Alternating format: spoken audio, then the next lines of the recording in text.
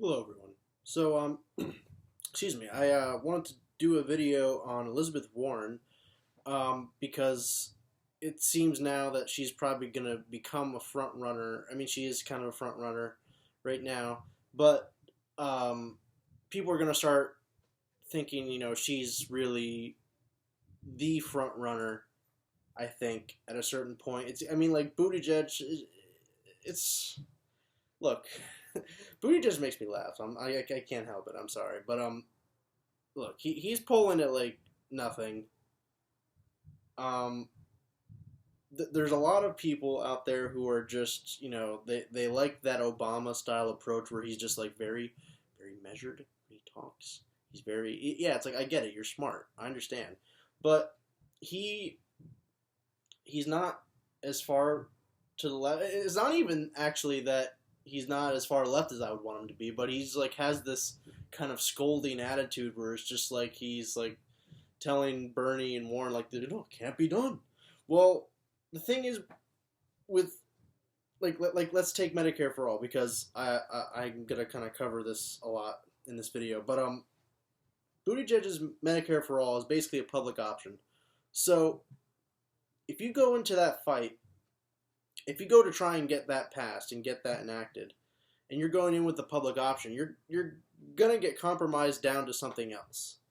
Okay, so I mean, the difference is, I think it matters based on who's fighting for it because we can see like that's the kind of person that he is. Like Bernie is gonna fight tooth and nail for Medicare for all. Warren, I think, she has more leftist tendencies than perhaps some people give her credit for. Like people don't give her enough credit. I mean, yeah, for that. Like, but like, yeah, I think at the end of the day, Bernie will fight more. But the point being, going into that fight with the compromise position is not a good thing. It's exactly, what we did with to get to Obamacare. So Pete Buttigieg is really actually repeating what Obama did, and like it's gonna go in with the public option and hope that's gonna work. So, and on top of it, Buttigieg is all like, yeah, like we need bold and radical change, but like he never proposes anything bold and radical at all. So, to get back to Warren here, she released her Medicare for All plan, and she's emphasized that middle class taxes won't be raised. And then, oh yeah, my other point was saying, yeah, like Warren is going to basically be the front runner because everyone else is going to fall to the wayside in my view. So Warren is going to be viewed as the viable option, the viable alternative to Bernie. And it's like, yeah, I get that. Like she's more centrist. She certainly does have more centrist tendencies than Bernie does. Not to say that she doesn't have progressive tendencies too, because I'm willing to point that out when it's there, when it's on Wall Street policy as an example. But yeah, she's a little bit more centrist than Bernie is. So that's not necessarily a bad position to be for the public image, for the media, but I don't know for the people, because the people tend to be more far left, actually. I mean, like there's this kind of misconception that like there's like the middle ground of the country, and like that everyone's actually more centrist. Well, and really, there's a lot of independence in the country. That's true. So there's a lot of partisanship. There's a lot of partisanship on both sides. There's hyperpolarization. Republicans are very insular, and now Democrats are very insular. So yeah, it's like at that point then the strategy needs to be you need to find really a new base. You need to invigorate people, non-voters, to come out and vote for you. And yeah, I really worry that Warren won't be able to do that. Bernie has shown that he, is doing that. He's shown that that is possible, and that people were invigorated to vote that wouldn't have voted before. Same goes for Donald Trump. It's the truth. I mean, Trump was a faux populist in my view. He said the right things at the right time, but yeah, it's that populism. It's that exciting the base aspect of it. So okay, let's talk about her Medicare for All plan. I think strategically this is a smart move to say like no middle class taxes should be raised. It fits the textbook definition of like a political calculation, if you will. So I can't exactly say it's a bad move. I think it's a regressive way to pay for it, the way that she's outlined it so far from what I see. Um, and the other thing that caught my eye was that it's like this is kind of like a Bush senior moment where it's like, read my lips, no new taxes. Like this is kind of what she's resorted to, and really it's because she would be asked in the debates, are taxes on the middle class families going to go up because of Medicare for all? And she kept insisting on answering, costs will go down for middle class families, and they'll go up for the wealthy. And yeah, at the time I said, yeah, I feel like that is a smart way to answer it, just because it's not giving into the framing. But the problem is that now the way that she's trying to outline this, and so there's no middle class taxes being raised. When you dig into the details, it's actually not a progressive way to pay for this, because it favors the employers, and also adding to that, because this is part of that, they pay the same per person for their employees, no matter what income they make. So go up the chain of command in whatever business you have.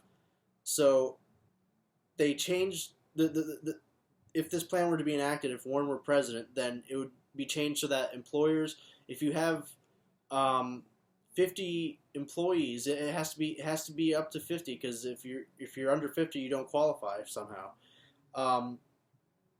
And also, if you're just an independent contractor, not an actual employee of the company, that is another loophole. And so really the point being is that regardless of your income, you're paying the same. So that is a regressive way to pay for it, because it ends up, it's going to be more burden on the middle class, because the amount that needs to be there is not there, because it's set up in a kind of perverse way. I mean, it's not set up based on income, which it should be. If you're making more money, I think you should pay more into that. And that's the way it honestly probably works now.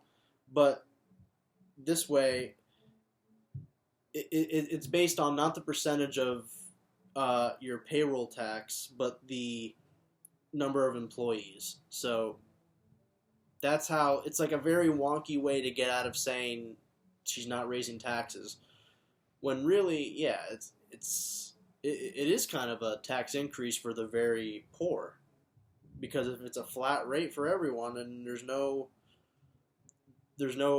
discrepancy between when you're in the lower income and it's just the same rate, yeah. So yeah, I'm not exactly the best versed on how the ins and outs of this work. But I know that there was a graph that was put up by People's Policy Project, or People's Policy Institute, excuse me. And it showed the differences, because as Bernie's goes up the income scale, hers is a flat rate. So yeah, like I say, like we have to be skeptical, because the employers, like you're giving them enough room to be able to kind of wiggle out of this, and Bernie's plan is not like that. Bernie's plan is very universal, and this is kind of a theme that I would use to differentiate Bernie and Warren altogether, because Warren has a very means-tested approach to a lot of these things. It's not universal, like everyone is covered, or in the case of student loan debt, she's not going to relieve all student loan debt. She's, under certain circumstances, basically, so around 80% of it. But yeah, like I think it's too wonky, and it's like, why not just go for the main goal, which is eliminate it all? Like why set your top goal to eliminate only 80%? Because like I say, like you have to go in with the big bold idea, the big ambitious idea, because likely you may not get there. You know, you fight as hard as you can. I understand that, and you're not going to always get what you want. But set that high standard and then see where you can go. Maybe you end up with only 80% relieving student loan debt. But if you go into that with that mindset, then yeah, it could end up lower than that. So I'm just saying, like, you have to have your priorities straight, and you have to know how to fight, and it's the strategy. So I don't know that Warren has that very well. I mean, like she's it seems to me very much go along to get along. I guess that's how the saying goes. Like it seems to me like I don't, she had to fight the Obama administration. I heard about to get the Consumer Financial Protection Bureau created, and the Republicans. So yeah, like she does have the skill to be able to twist arms and get things done. But I wonder where her priorities are, because when it's just she's not positioning herself as at she's not positioning herself as left as Bernie is, and so it's she wants to position herself as more just kind of like the centrist version of Bernie. So I don't know. I worry about the positioning of that for her, like what that is going to mean for when the rubber meets the road and you actually get the policy implemented. So this is from WAPO, Washington Post, and it kind of goes into greater detail about what I just talked about with her Medicare for All plan. Other economists raised questions about Warren's plan to raise $8.8 trillion with a Medicare charge on employers, exempting firms with fewer than 50 employees. Warren is pitching this plan as a tax cut, since employers are currently expected to spend $9 trillion on healthcare, and her plan would require them to pay in taxes slightly less than what they currently pay in healthcare. Over the first decade of the plan, the system would transition to one in which firms are charged the same amount for each employee to fund the Medicare for All system. This move helps insulate Warren from criticisms that her plan will increase middle-class taxes, but some critics have warned that companies would have strong incentives, particularly in the years before such a law's enactment, to make it appear their healthcare costs are low. Yeah, so like I say, like you're giving those companies that kind of wiggle room to pull off a sneaky trick. And this is always what ends up happening. So we always have to be vigilant about corporations wanting to take advantage. Now, in the past, we've had regulations on these kind of things, but over the years now with Trump, like we've stripped away a lot of regulations, so it's very, we've already kind of had a very free market system where corporations get away with a lot of stuff, but it's even worse now than it was before. So, and yeah, you have to hold into account like whether Warren is gonna hold these corporations to account for that. Getting out of paying more than they actually should for their employees' health care. And so yeah, I mean it's a very kind of weird way to pay for it, and I don't when it comes to Bernie's plan, all I know is that it's built to be more universal. It's meant to be less loopholes, and that is my issue with Warren in general. Like I talked about, like it seems to me like her plans are all very like it sounds good, but buried in the details there's a catch. So I would like to do without that. So yeah, it's complicated, like I say, but yeah, we have to keep the focus on watching these companies, make sure that they aren't going to wiggle out of that. So, and another trick that they'll be able to do is you split up your company if it's big enough. If you have a big enough corporation, you split it up so that there's less than 50 employees. And there's so there's a lot of things that you can do to get around that.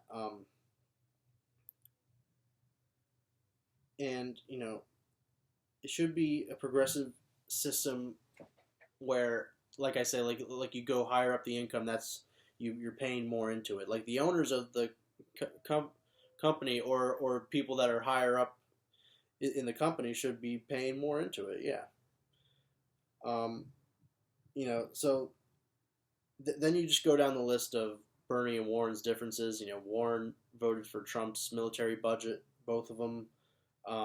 She was like overly hawkish on Iran by saying like they violated the deal, when actually we were the ones that violated the deal. She's very reluctant to go after Israel. She's very bad on foreign policy in general, like not willing to really stand up to the military-industrial complex. And like I said, like her plans, even though they seem very left-wing radical, it's like they're very means-tested. It's very much reforming the system that we have. I think Bernie, yeah, it is that extra step. It's as if Warren is just trying to make things as left as possible within the system that we already have. And Bernie, not that he's going to completely throw away, the Constitution or anything. He's not going to completely scrap our system. But I think the difference is it's less about getting really wonky and getting detailed. Like Warren will be like, oh, we're going to do it this way and this way and this way. And so that's her approach.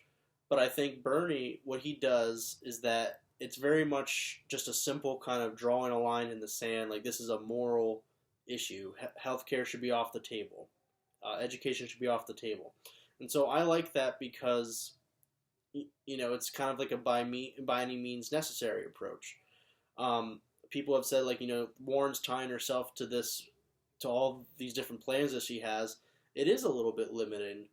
And also not very politically savvy if you're going to turn around and say, oh, maybe I'm open to other things. So, yeah, I have to raise concern about that. We also had Ayanna Pressley just recently endorsed Warren, and that's in her home state, so that's kind of understandable. But yeah, it broke up the squad's endorsement. You had AOC, Rashida Tlaib, and Ilhan Omar all endorse Bernie. So now we're fractured, as if we needed more fracturing on the left. But yeah, my take at the end of the day with Elizabeth Warren is she to me, she really is just kind of a little bit better than Hillary Clinton. And that might sound harsh. I get that. But I think it's the whole kind of tone of her campaign that I'm speaking to. It's that it just feels very, we can't, she's like, I get it. Like, these ideas are really great. Like, I want the left to be there, but she's trying to, make that path from point A to point B. And that's understandable to explain what you want to do. But I think in the process of that, she gets bogged down in the technocracy of everything. She gets bogged down by people who are saying, no, it has to, you can't shake things up too much, basically, is what they're, I think a lot of her strategists are telling her. So they want, I think she's trying to take this approach where it's like, she feels she can only shake things up a certain bit in order to be accepted by the establishment, if you will. I think she wants to be accepted by the establishment as opposed to, actively fighting it. She'll fight it when she feels there's political capital there, but that's the difference between her and Bernie, is that Bernie takes the risks. Bernie is not out there politically calculating what's the right thing to do. He believes in his heart what the right thing to do is, and he does it. So that's what I think a lot of people respect in him, is that he's not the politically calculating guy. He's just someone who seems to be speaking from the heart and speaking to the ideas that he truly believes, whereas Warren just seems to be, much more strategic, and actually at the end of the day, her strategy is very open to critique and pretty, it's got a lot of holes in it, to say the least.